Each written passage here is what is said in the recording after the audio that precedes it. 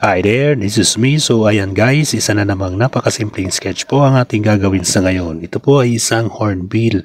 Mga hornbill lamang ang ibon na magkadikit ang unang dalawang vertebrae sa liig.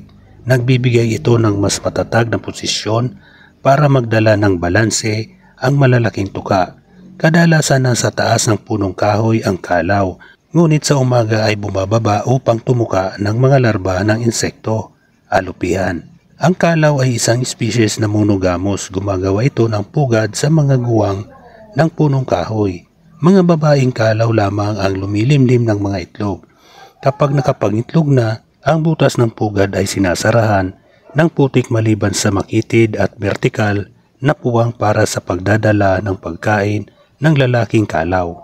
Tungkulin ng lalaking kalaw ang pagpapakain sa lahat ng nasa loob ng pugad.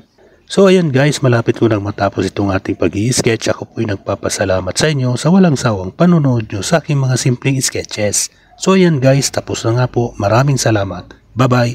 Thank you.